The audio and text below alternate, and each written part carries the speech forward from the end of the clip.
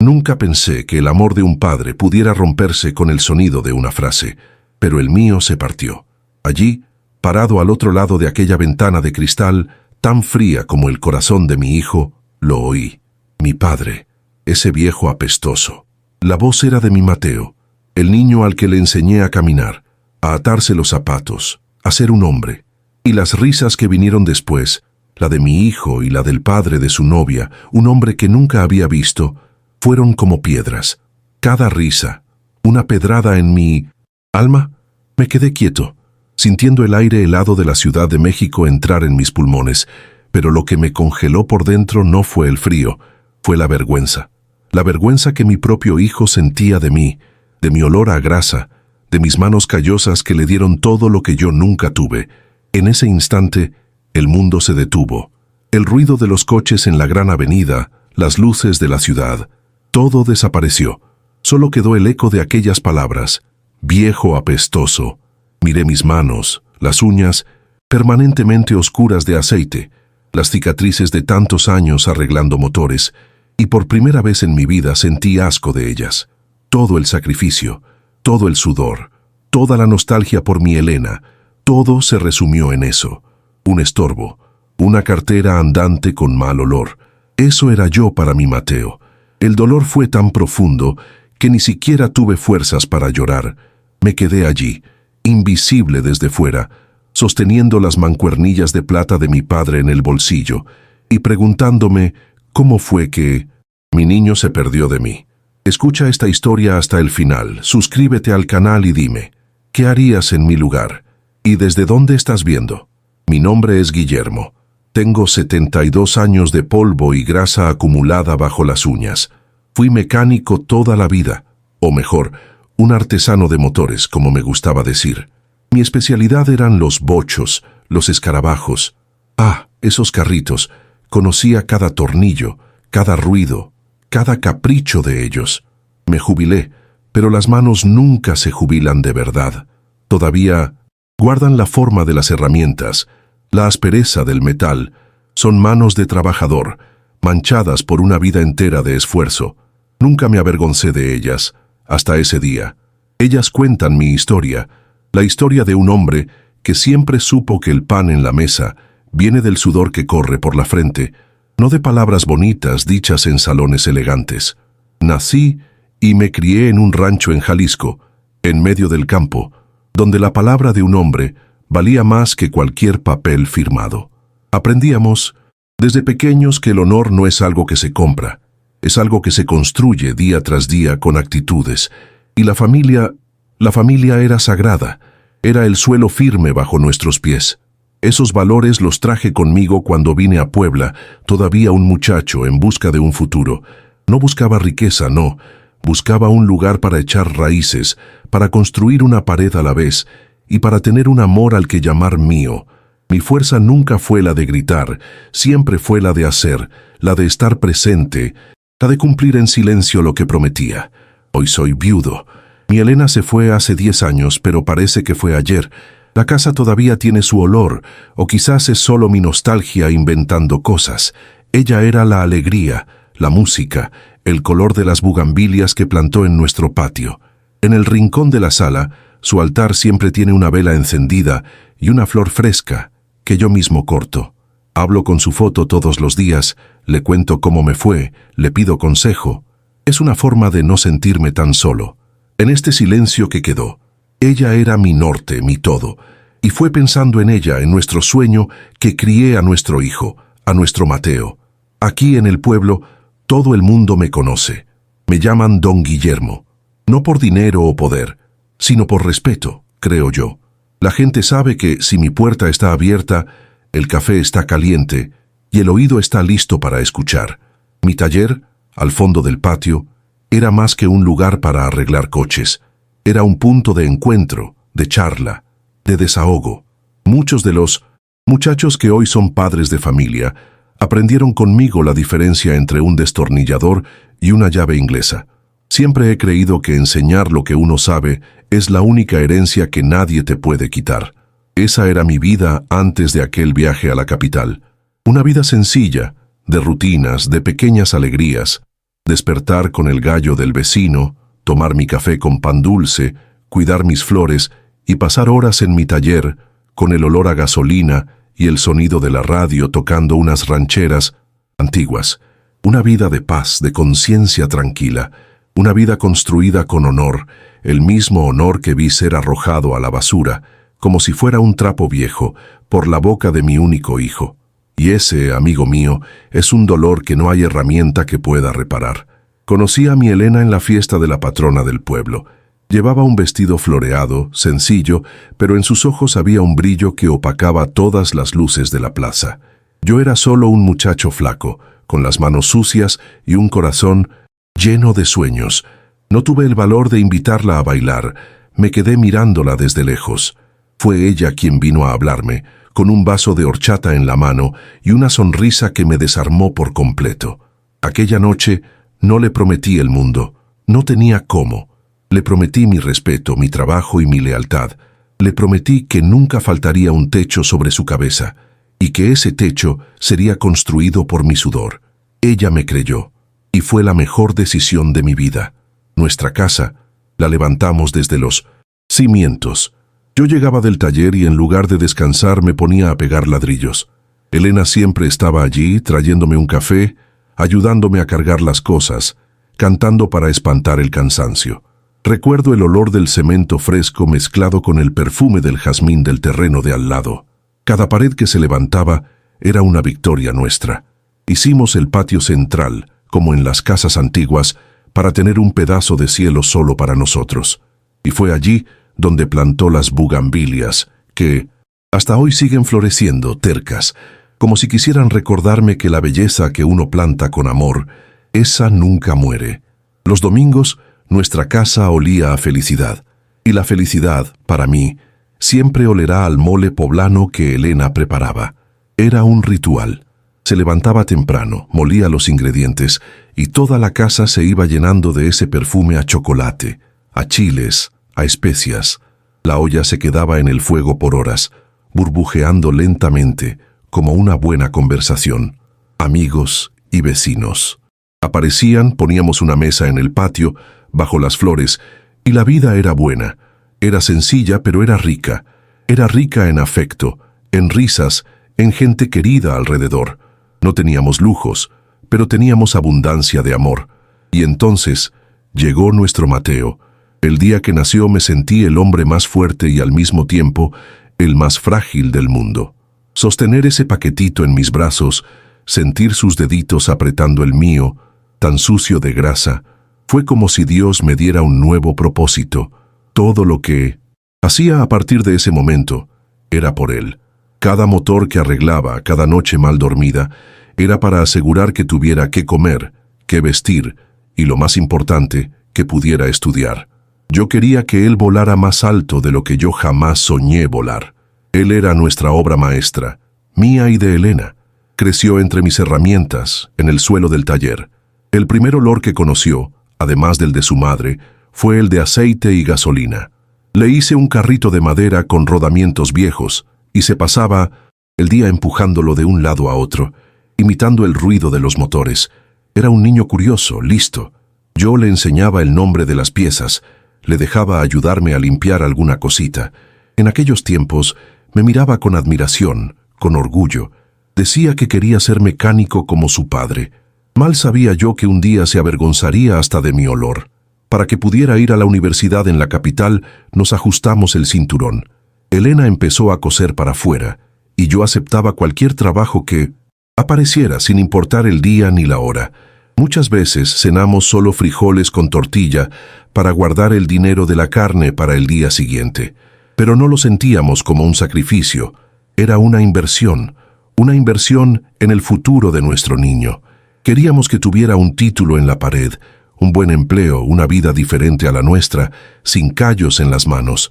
Queríamos que su mundo fuera más grande que nuestro pequeño pueblo. Fue idea de Elena lo de la caja, una caja de madera de Olinalá, toda dibujada que le regaló su abuela. Decía que el banco era frío, que el dinero allí perdía el alma. Así que cada peso que sobraba lo enrollaba con un cordel y lo metía allí. Y en cada rollito ataba una notita con su letra redondita. para los libros de la universidad, para su primera camioneta, para cuando encuentres una buena muchacha y quieras casarte. Aquella caja no guardaba solo dinero, guardaba nuestros sueños, nuestras esperanzas, las horas de sueño que perdimos por él. El día que se fue, la estación de autobuses parecía el lugar más triste del mundo. Elena lloraba en voz baja, arreglándole el cuello de la camisa por milésima vez. Lo abracé fuerte, sentí sus huesos, ya de un hombre hecho y derecho, y le dije al oído que tuviera juicio, y que nunca se olvidara de quién era y de dónde venía. Prometió que no, que volvería siempre, que estaría orgulloso de nosotros. Vimos el autobús desaparecer en la carretera, llevándose a nuestro niño y nuestro corazón con él. El regreso a casa fue silencioso, y la casa, por primera vez, pareció demasiado grande para nosotros dos. Cuando Elena enfermó y partió, fue como si el sol se hubiera apagado. Mateo vino para el entierro. Se quedó 2 días. Parecía fuera de lugar, con su ropa de la ciudad, su forma de hablar rápida, atendiendo el celular a cada momento. Me abrazó, dijo que lo sentía mucho, pero sus ojos ya estaban lejos. Estaba de luto por su madre, lo sé, pero parecía también estar de luto por la vida que había dejado atrás, como si ya no quisiera que formara parte de él. Ese día enterré a mi esposa y empecé a sentir que también estaba perdiendo a mi hijo. Después de eso, mi vida se resumió en esperar. Esperar una llamada, una visita. Él llamaba, a veces. Contaba del trabajo, de la gran ciudad, de la nueva novia. Las conversaciones eran rápidas, superficiales. Yo le contaba de los vecinos, de las cosechas, pero sentía que eso ya no le interesaba. Cuando los amigos preguntaban por él, yo siempre decía que estaba bien, muy ocupado, un hombre importante. Les mentía a ellos y en el fondo me mentía a mí mismo. Me aferraba al recuerdo de aquel niño en el suelo del taller, porque mirar al hombre en el que se estaba convirtiendo, eso dolía demasiado. Decidí ir a la capital sin avisar. Quería darle una sorpresa, llevarle un regalo de familia para el compromiso de Mateo. En el bolsillo de mi mejor saco, el que usé en mi boda, llevaba una cajita con un par de mancuernillas de plata. Eran de mi padre, que fueron de mi abuelo. Una tradición. Imaginaba el rostro de mi hijo al recibirlas, la emoción de conectar nuestro pasado con su futuro. Fui en mi bocho, valiente como siempre. En la carretera, en medio de aquellos coches nuevos y veloces, me sentí un poco como mi escarabajo. Antiguo, lento, pero con un motor lleno de historias y un buen corazón. Estaba feliz, ansioso por darle un abrazo a mi niño. Llegar a su barrio fue como entrar en otro país. Edificios altos, de cristal, que parecían querer perforar el cielo. Portones enormes, guardias de seguridad con cara de pocos amigos. Estacioné mi bocho frente al número que Mateo me había dado y el portero me miró de arriba a abajo, miró mi coche e hizo una mueca. Sentí, por primera vez, que yo no pertenecía a ese lugar, que mi ropa sencilla, mis manos callosas, mi coche viejo, todo en mí era un error allí. Tragué saliva, dije el nombre de mi hijo y el hombre, a regañadientes, me dejó entrar. A cada paso en aquel lujoso vestíbulo, me sentía más pequeño. Subí por el ascensor silencioso, que incluso tenía espejo. Miré mi reflejo y me arreglé el pelo, intentando parecer un poco más adecuado. Cuando llegué al piso, la puerta del apartamento estaba entreabierta y oía risas. Antes de tocar vi que una inmensa ventana de cristal en la sala daba a un jardín de invierno y todos estaban allí. Decidí dar la vuelta por un pasillo exterior para llegar por allí, quizás para dar una sorpresa mayor. Y fue así, desde fuera, escondido por las plantas, que me convertí en un testigo invisible de la escena que cambiaría mi vida para siempre. Allí estaba él, mi Mateo, tan diferente. Llevaba una ropa que debía costar más de lo que yo ganaba en meses, el pelo cortado de una manera moderna, el reloj brillando en su muñeca. Gesticulaba, reía de una forma que nunca había visto, una risa forzada, ansiosa por agradar. Estaba al lado de un hombre mayor, de traje, que fumaba un puro y lo miraba con aire de superioridad. La novia, Sofía, y su madre también estaban allí, riendo de algún chiste. Por un segundo mi corazón se encogió con un orgullo triste. Mi hijo había triunfado, de alguna manera. Pero el precio, estaba a punto de descubrirlo, había sido su alma. Fue cuando el hombre del puro, el tal don Carlos, le dio una palmada en la espalda a mi hijo y dijo algo sobre los costos de la boda. Y entonces oí la voz de mi Mateo, la misma voz que un día me llamó papá por primera vez, decir las palabras que me atravesaron como una lanza fría. No se preocupe, don Carlos. Mi padre, ese viejo apestoso. El mundo se quedó en silencio. El sonido de las risas, de la ciudad, todo desapareció. Lo único que oía era el latir de mi propia sangre en mis oídos. Apestoso. Así hablaba de mí. El olor de mi trabajo, de mi sustento, de mi vida, era motivo de burla. La frase continuó, cada palabra un nuevo golpe. Vivió como un avaro toda la vida. Le encantará pagar por la fiesta en San Miguel de Allende y nuestra luna de miel en 1900. Europa. Avaro. La palabra resonó en mi cabeza. Todos los sacrificios, todas las noches en que Elena y yo contamos monedas, todos nuestros pequeños sueños pospuestos en nombre de su sueño mayor, todo aquello, para mi hijo, era avaricia. Y la peor parte, le encantará pagar. No veía amor, no veía sacrificio, veía una obligación, un cajero automático, una función. Yo ya no era un padre, era una herramienta útil. Miré el rostro del tal don Carlos, sonrió, una sonrisa satisfecha, y soltó una bocanada de humo, como si mi humillación fuera el condimento que le faltaba a su puro caro. No dijo nada, pero su mirada lo decía todo. Ese era el precio para que mi hijo fuera aceptado en ese mundo. Escupir sobre sus propias raíces, renegar de su propio padre. Y Mateo, mi Mateo, estaba pagando el precio con gusto, con una sonrisa en los labios. En ese instante, entendí que no solo me había insultado, me había cambiado. Había elegido una nueva familia, un nuevo padre, un nuevo valor. Y en ese nuevo mundo yo no cabía. Sentí un frío que no venía del clima, un frío que nacía en la boca del estómago y se extendía por todo el cuerpo. Mi mano, dentro del bolsillo, apretó la cajita con las mancuernillas de plata de mi abuelo. Aquel pequeño objeto, que cargué con tanto orgullo durante 6 horas de viaje, ahora pesaba 1 tonelada. Pesaba el peso de mi historia, de mi honor, de un legado que acababa de ser reducido a polvo. Ya no eran un regalo, eran el recuerdo de un amor que, por lo visto, solo existía de mi lado. Eran un símbolo de una familia que mi hijo se empeñaba en borrar. No toqué la puerta de cristal, no entré, no grité. ¿Qué podría decir? Mi dolor era silencioso, mi decepción era demasiado profunda para las palabras. Los hombres como yo no hacen escándalos. Nos tragamos el dolor, guardamos la dignidad y nos retiramos. Simplemente me di la vuelta, lentamente, y desanduve el camino. Pasé junto al portero que ni me miró. Me metí en mi bocho, que me pareció el único lugar seguro del mundo, y empecé a conducir. Fueron 6 horas de regreso a mi pueblo, sin música, sin radio, solo con el ruido del motor y el eco de aquellas palabras destruyendo todo dentro de mí. Cuando finalmente estacioné el bocho en mi calle, ya era noche cerrada. Las luces de las casas de los vecinos parecían más amigables, el aire de mi pueblo parecía más puro. Entrar en mi casa fue como recibir un abrazo. El silencio aquí no era vacío como el de la carretera, era un silencio lleno de recuerdos, lleno de la presencia de mi Elena. Lo primero que hice, antes incluso de encender todas las luces, fue ir a su altarcito.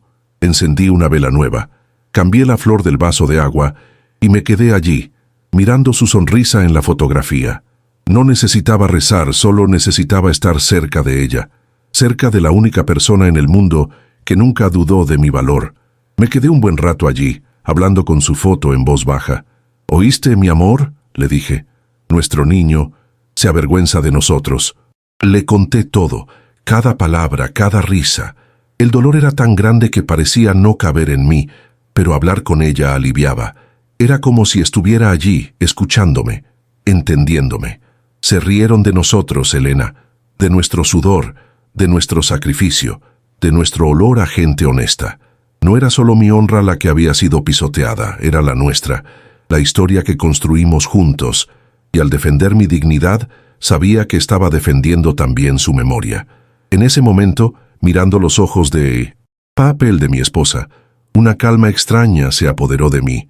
El dolor no se fue, pero se asentó en el fondo de mi pecho, y sobre él nació una certeza, una decisión silenciosa, firme, sin rabia ni deseo de venganza.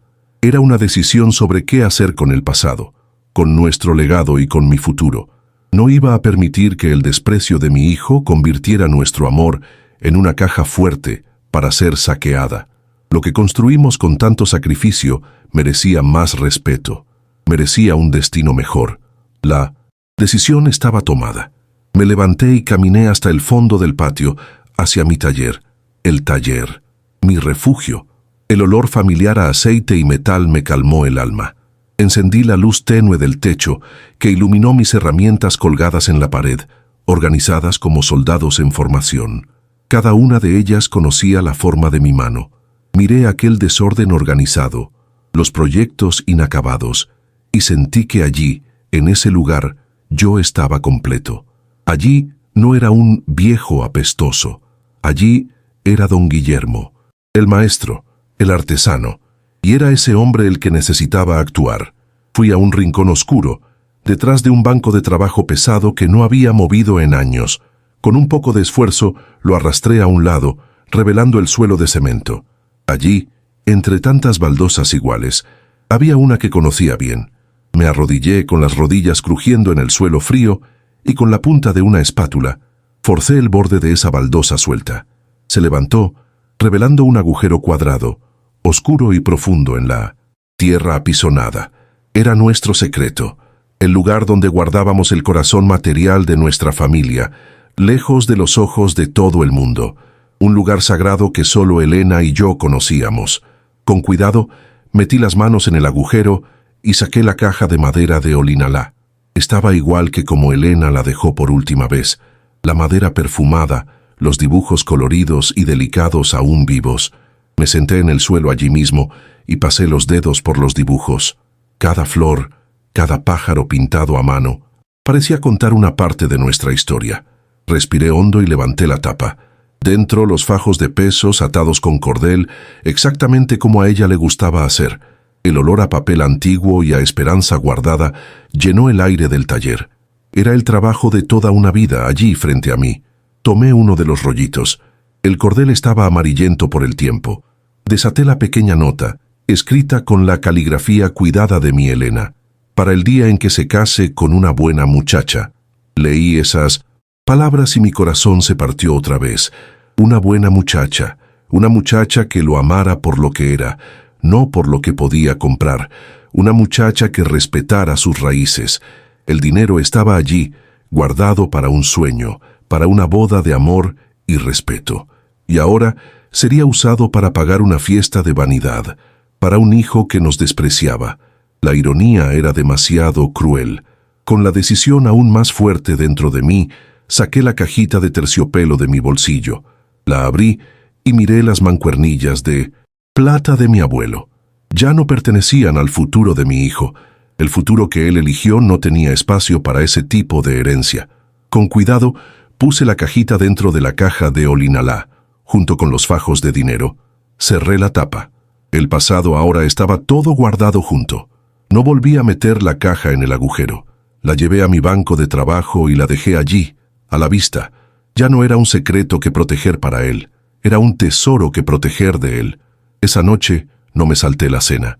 Fui a la cocina. Me lavé bien las manos en el fregadero, pero no me esforcé por quitar la grasa de debajo de las uñas. Esa era mi marca, la marca de mi trabajo, de mi honra. Freí un huevo, calenté unas tortillas y comí allí, en la mesa de la cocina, en silencio. La casa parecía menos vacía, parecía que había vuelto a tomar las riendas de mi vida. El dolor todavía estaba allí, una brasa ardiendo en el pecho, pero por primera vez desde que oí aquellas palabras, sentí que, a pesar de todo, yo todavía estaba de pie. A la mañana siguiente no me quedé en la cama dándole vueltas a la tristeza. Apenas había salido el sol y yo ya estaba en pie. Abrí la puerta y las ventanas de la casa, dejé que el aire fresco entrara y se llevara el olor a humedad del dolor. Luego, Fui directo a mi taller, miré el polvo que lo cubría todo y decidí que lo primero que haría sería una buena limpieza. Empecé a barrer el suelo, a organizar las herramientas, a limpiar la grasa vieja de los bancos de trabajo. Con cada telaraña que quitaba, con cada trasto que tiraba, sentía que también estaba limpiando mi alma. Estaba barriendo hacia afuera la decepción, la amargura, y abriendo espacio para algo nuevo. Mientras limpiaba, encontré un manual antiguo de motor de bocho, con las páginas amarillentas y llenas de anotaciones mías, y fue allí, con las manos sucias de polvo y pasado, donde surgió la idea. Todo ese conocimiento en mi cabeza, todas esas mañas que aprendí en 50 años de trabajo, eso no podía morir. Conmigo. Esa era mi verdadera herencia. Miré por la puerta del taller y vi a los muchachos del pueblo sentados en la esquina, sin mucho que hacer. Tan jóvenes, tan llenos de fuerza, pero sin un rumbo. Y entendí lo que tenía que hacer. Mi conocimiento era un tesoro mucho más grande que el dinero en esa caja de madera. Tomé una tabla de madera que estaba apoyada en un rincón y empecé a lijarla. Luego, con las pinturas que usaba para retocar los coches, comencé a dibujar unas letras, con todo el cuidado. Pinté un pequeño bocho sonriente en la esquina y escribí con los colores más vivos que encontré: Escuela de Artesanos de Bochos Clásicos. No era un nombre elegante, pero era honesto.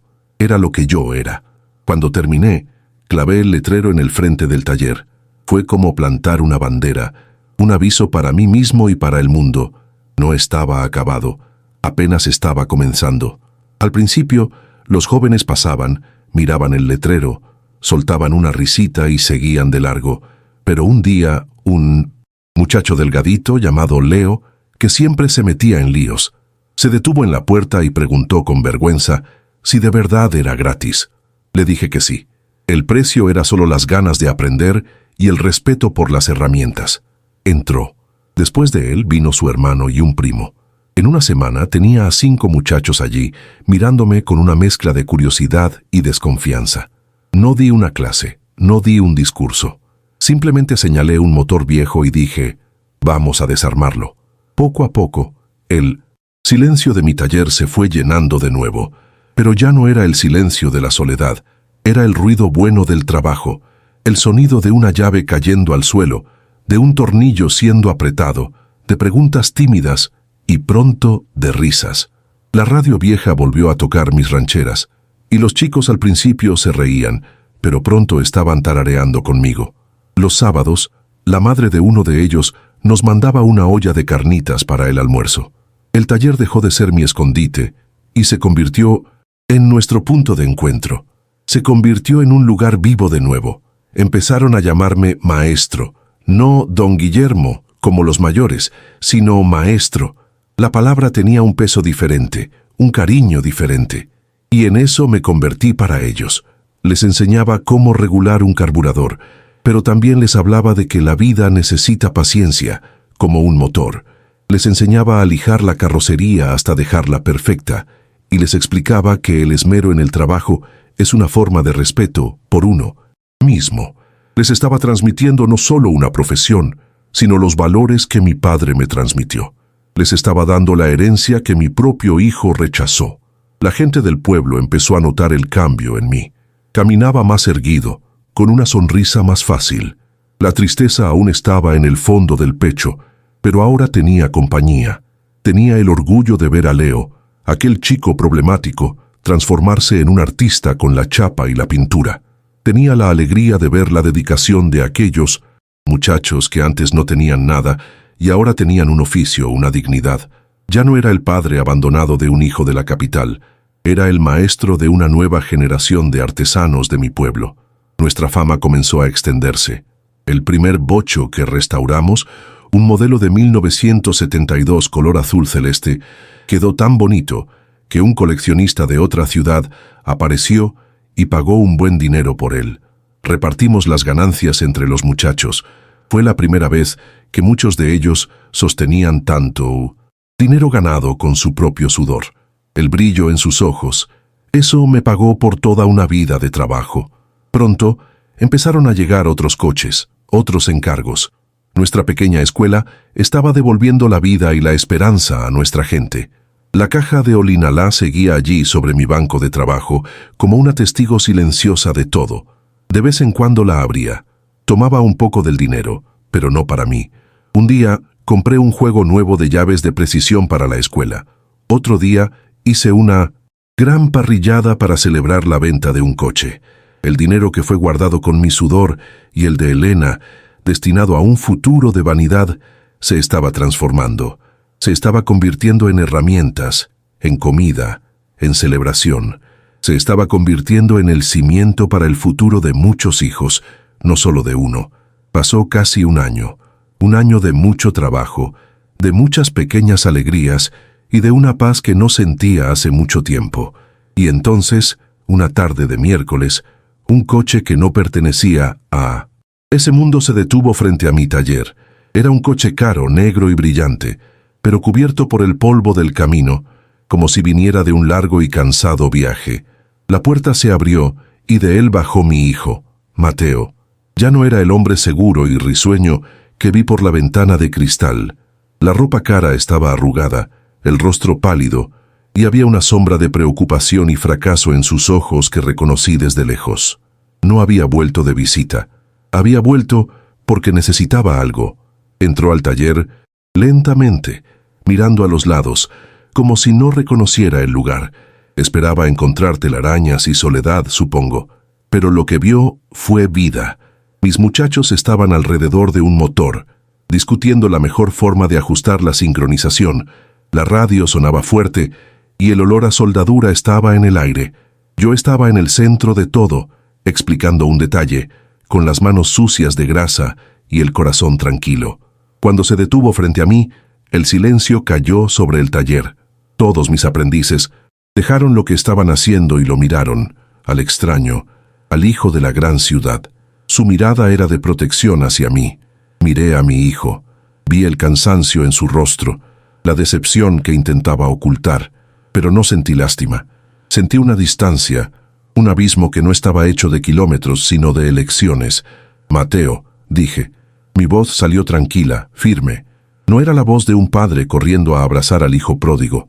Era la voz de un hombre saludando a un visitante. Él forzó una sonrisa. Papá, veo que te has buscado un pasatiempo. La palabra pasatiempo fue dicha con un ligero desprecio, como si todo ese trabajo, toda esa vida que renació allí, no fuera más que una distracción de viejo. Intentó romper el hielo, pero el hielo era demasiado grueso. Caminó por el taller. Miró un bocho que estábamos terminando, con una pintura impecable. ¿Esto da dinero?, preguntó, y esa fue la primera cosa que su corazón quiso saber. No preguntó si yo estaba feliz, si estaba bien. Preguntó por el dinero. Mis muchachos se miraron entre sí, y vi la decepción en sus rostros también. Ellos entendían el valor de nuestro trabajo, un valor que no se medía solo en pesos, y entendieron en ese instante que el hijo del maestro no compartía esa sabiduría. Finalmente, sin más rodeos, me llevó a un rincón, lejos de los oídos de los demás, y allí la máscara cayó, lo soltó todo, las deudas de la boda lujosa, la presión de su esposa y su familia, el trabajo que no era tan bueno como parecía. Habló y habló, la voz cada vez más alta, más desesperada. Y entonces vino el golpe. Usted tiene la obligación de ayudarme. Ese dinero que guardó mamá es mío por derecho. Es mi herencia. No pedía, exigía. Ese dinero, que representaba el amor y el sacrificio de su madre, en sus palabras, se convirtió solo en un derecho, una propiedad. Lo escuché en silencio. Mientras hablaba, tomé una pieza de carburador que estaba sobre el banco y comencé a limpiarla con un trapo, con movimientos lentos y precisos. Mis manos no temblaban, mi corazón no se aceleró. El dolor de esas palabras ya no me hería como antes. Ya había sido herido, ya había sangrado y ya había cicatrizado. El hombre al que se enfrentaba ya no era aquel padre que vivía para servirle. Era un hombre que había encontrado su valor lejos de él. Mi silencio lo desarmaba, lo ponía más nervioso. Él esperaba gritos, una discusión. Yo le di solo mi calma. Cuando terminó de hablar, jadeante, esperando una respuesta, una explosión.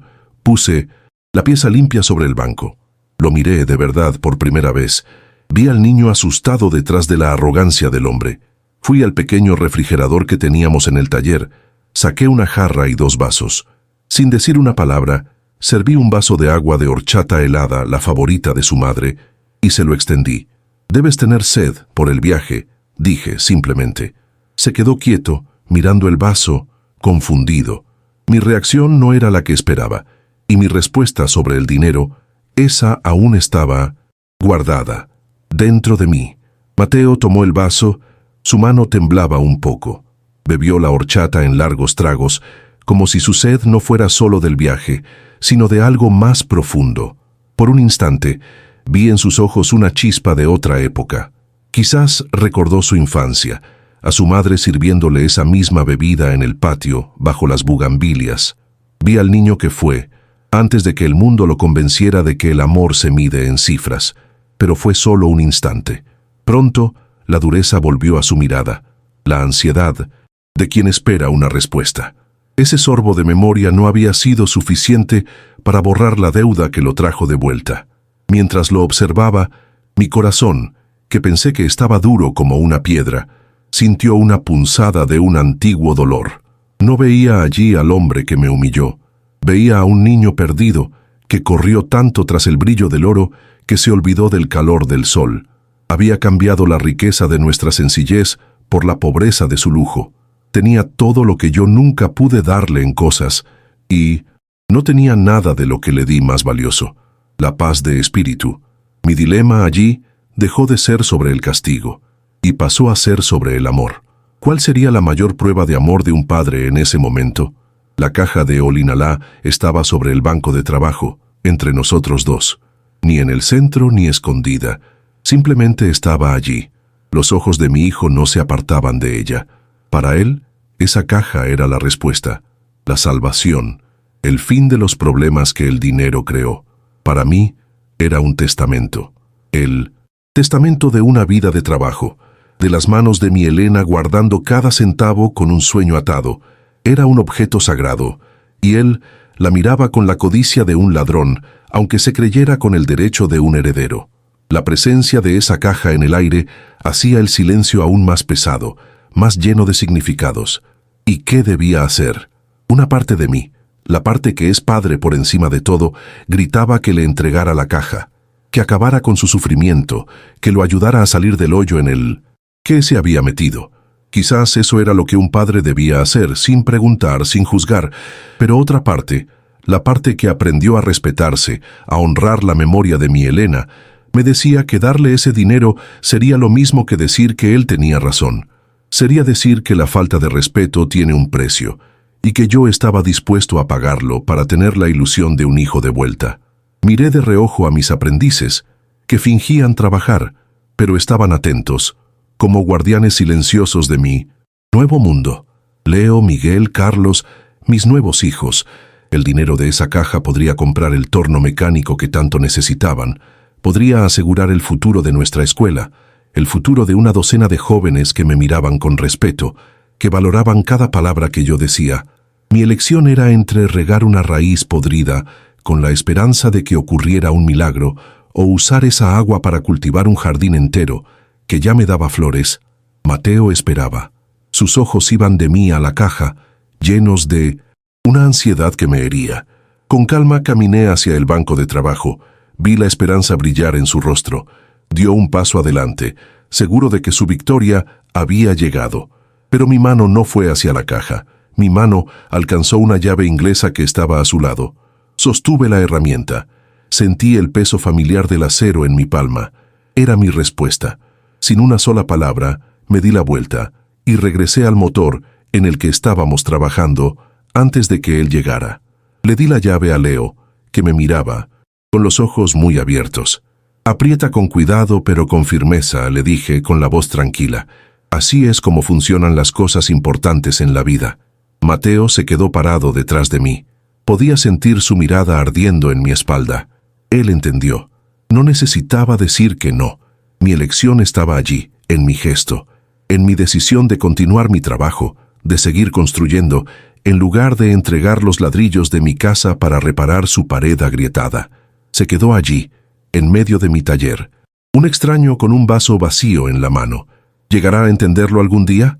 Que la herencia más valiosa que yo podría dejarle no estaba guardada en esa caja, sino en mis manos sucias de grasa, en el conocimiento que intenté transmitirle, en los valores que forman a un hombre de verdad.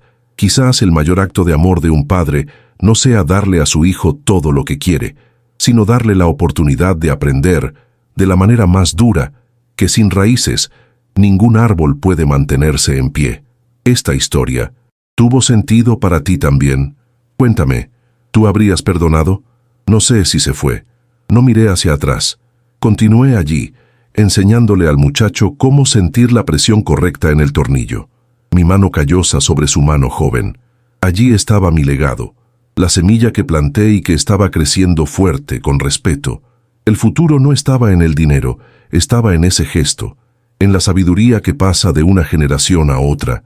El resto es solo el ruido de un motor que necesita, por cuenta propia, encontrar su ajuste perfecto. Si fueras tú, ¿qué habrías hecho en mi lugar?